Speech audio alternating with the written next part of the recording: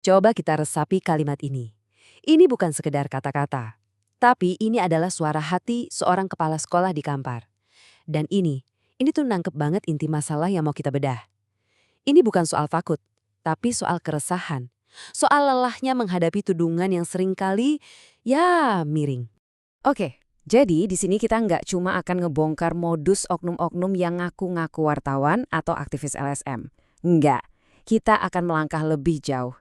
Kita akan susun bareng-bareng panduan praktis, sebuah strategi, gimana caranya para pendidik bisa melawan balik. Yuk, kita mulai. Jadi, apa sih yang sebenarnya terjadi?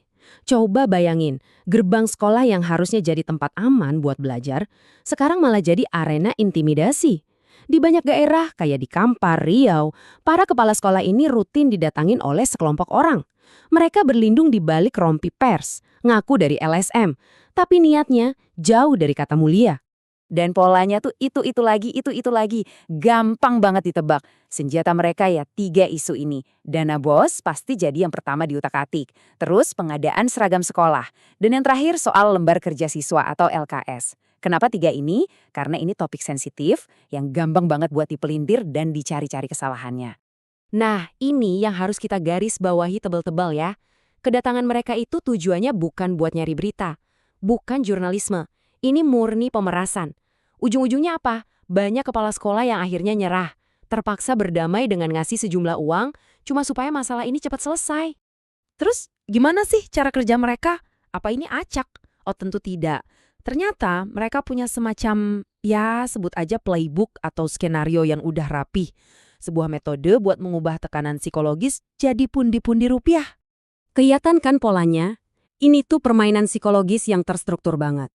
Pertama, mereka datangnya keroyokan, biar yang didatengin ciut duluan. Kedua, dandanannya dibikin meyakinkan. Rompi pres, ID card gede, kadang bawa kamera jadul. Ketiga, mereka nggak nanya, tapi langsung nuduh. Wah, dana bosnya diselewengin nih.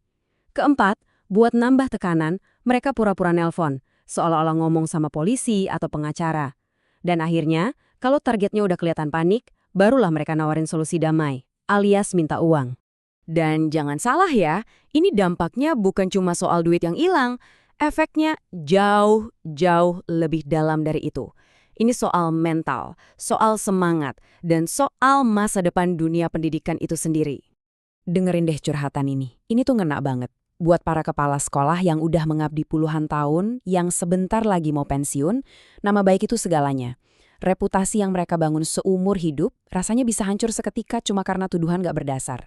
Ini bukan lagi soal uang, ini soal harga diri. Sekarang lihat angka ini, 64.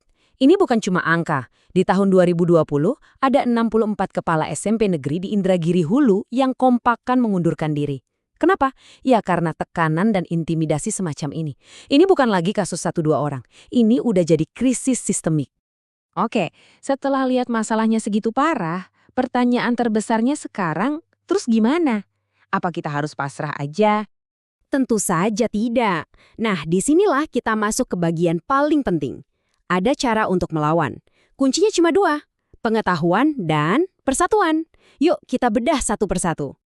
Langkah pertama, dan ini krusial banget. Kita semua harus paham bedanya jurnalisme yang beneran sama pemerasan yang berkedok jurnalisme. Jurnalis sejati itu kerjanya nyali fakta, terikat kode etik, dan tujuannya klarifikasi. Nah, kalau para oknum ini, mereka nyari-nyari kesalahan, mainnya intimidasi, dan tujuannya cuma satu, duit kerjasama. Paham bedanya ini adalah pertahanan pertama kita. Dan ini bukan kata saya loh, ini langsung dari ahlinya, dari Aliansi Jurnalis Independen. Pesannya jelas banget, kalau udah ada unsur intimidasi, itu udah masuk ranah kriminal. Titik. Jadi kepala sekolah nggak perlu takut. Kumpulkan bukti, dan langsung laporkan. Jadi, gimana caranya ngelaporin dan melawan? Ingat kunci kedua tadi? Persatuan. Kuncinya adalah jangan hadapi ini sendirian. Kita harus bangun benteng pertahanan bersama-sama. Ini soal sinergi. Sekutu pertama dan utama Anda adalah aparat penegak hukum atau APH. Ingat, pemerasan itu tindak pidana. Jadi, jangan pernah ragu buat lapor polisi. Mereka las garda terdepan perlindungan hukum Anda. Terus, kalau ragu ini wartawan beneran atau abal-abal, gimana? Gampang. Hubungi sekutu Anda yang lain, AJI atau PWI. Cek nama jurnalis dan medianya di sana. Satu telepon singkat buat verifikasi bisa menyelamatkan Anda dari banyak masalah. Jangan lupakan juga sekutu dari internal, dinas pendidikan dan inspektorat. Ajak mereka bicara, minta mereka untuk membuat sistem di mana setiap laporan dari luar itu diverifikasi dulu secara profesional, bukan asal ditelan mentah-mentah cuma karena ada ancaman. Dan yang gak kalah penting, kekuatan komunitas. Melalui MKKS atau Musyawarah Kerja Kepala Sekolah, para kepala sekolah bisa saling berbagi info dan saling menguatkan. Libatkan juga DPRD. Ajak mereka duduk bareng, rumuskan strategi perlawanan yang sistemik. Ini baru namanya benteng pertahanan yang kokoh.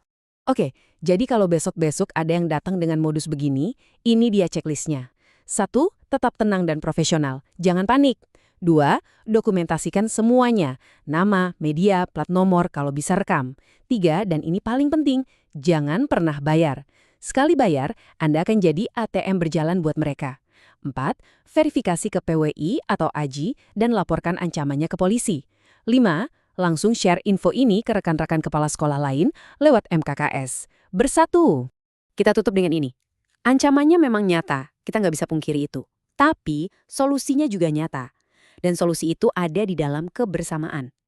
Kekuatan terbesar para pendidik adalah saat mereka berdiri bahu-membahu.